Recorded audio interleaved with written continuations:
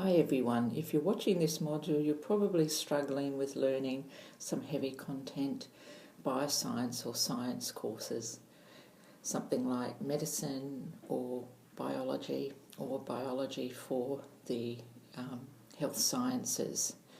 Okay, so what this module is about, and by the way it's very much a draft presentation so it's going to be a bit rough. This module is about how to study actively, how to study effectively so that you actually do remember and you remember deeply. Okay, now the problem is what we're doing at the moment by and large is we're often sitting in lectures, we're doing labs, we're doing shoots, we're doing pracs. We have textbooks, so we're doing a lot of listening.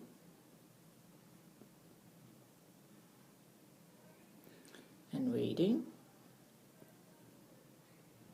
we're taking notes, we might even be re-summarising, and we're doing a huge amount of work, especially if you re-summarise. But then we get to the exam of the test and we find out that we feel we don't know it, or we check back a week after we've done it and we discover that we really don't know it, despite doing a huge amount of work.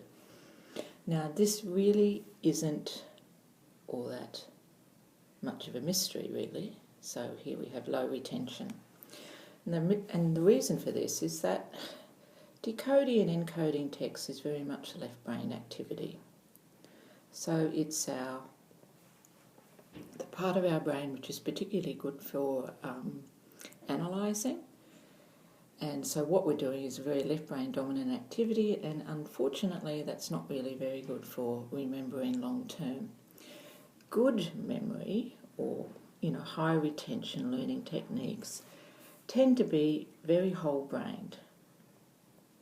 So they're involving a lot of activity on the part of you and your brain, multi-senses, and this is why most people remember a lot more from things that they do. You're moving around, you're handling things, you're tracking things through, you're uncovering things. Now, the problem is that in lecture-taught subjects is that you've got a very passive situation where you're sitting back and doing all of these things, and we need to somehow make it more of a doing thing for you to actually remember. Okay, this is a real conundrum, making this happen. Now, the technique I'm about to tell you more about is an approach more than a hard and fast technique, and I've been developing it in conjunction with the med students at the University of Tasmania. And I've also worked with nurses, pharmacists and paramedic students using the same technique. Okay, now let's have a look in more detail. Okay. Now, the important thing about this technique is that it is a visual map. So I call it visual topic mapping. But it is not concept mapping and it's not mind mapping. This technique involves you creating a drawing of your topic without whole words, acronyms only. And for each, say, a structure that you're doing, you're not making a realistic drawing. Textbook diagrams and real life things have too much detail in them which are distractors. What you need to do is to effectively develop a sort of a stick figure map so that your map represents the detail of what is there, but the actual detail is in your notes, is in your textbooks, and you need to know it. But this way you can see the whole outline of the topic, and you can begin to develop those intermediate, medium-term mental structures for a topic rather than trying to rote learn in a linear fashion. Okay, now, one of the topics I use as an example of this with med students is the beating of the heart. And please don't laugh. Now, this is how I start. So I'm drawing a heart. in all the detail that you really need for a topic map. Now usually we'd be doing this on a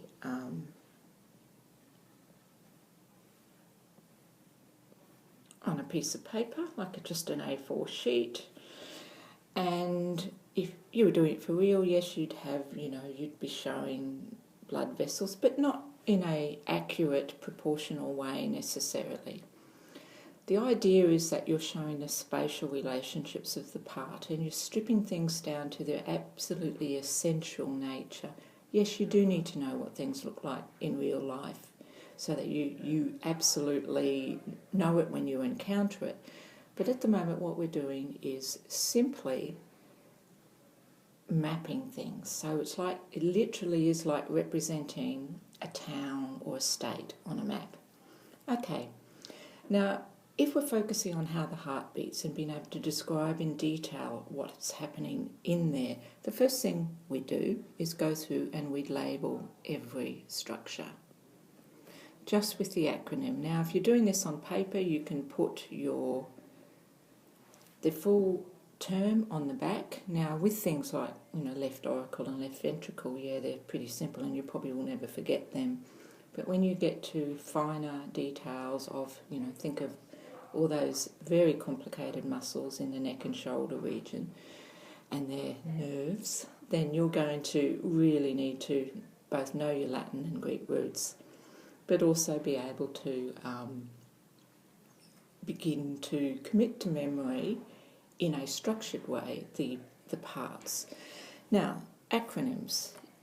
If we had to say a subclavian artery, which we won't put here, an acronym should ideally indicate, okay, so this represents the first word, that represents the second word. You need hints, so you wouldn't just put SA. Okay, now here, the sinoatrial node, okay, I would represent it like that. Now obviously on paper the lines will not be as thick and you draw it bigger, but this is on iPad dears, so you're going to have to imagine this on paper with a thinner line. Okay, now say I'm working and I need to identify the steps in the process. Now this is partly as I read through, I have to say, well actually this is happening then the next thing that's happening is this, and then the next thing. Now step 1 might be the sinoatrial node firing. Step 2 might be, say, a contraction of here. Now by the way, this is almost certainly wrong. I'd be very surprised if it was even remotely right. So don't get caught up in the fact that it's wrong, okay? I'm an invertebrate zoologist. My beasties have exoskeletons, okay?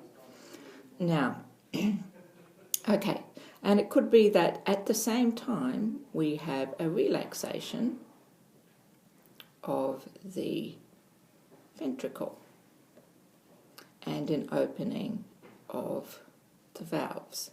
Okay, so we've got the step, and with things happening roughly at the same time, we've got letters representing. So what we've done is we've got a map in time and a map in space showing roughly what's happening. But there is no detail at all, okay? We don't want to be trying to rote learn a description of how things happen. Now, you'd go through the whole process, making sure you've labelled all the parts you know you need to mention if you were describing it. And then what you're doing is working back with your notes and making sure you've got everything marked, all the processes marked, and so you have a map. This map is then a huge revision tool for when you come back to the topic. Okay, now I'm nearly at my 10 minutes, so what I'm going to have to do is stop this one, so please watch Module 2. Made with Doodlecast Pro.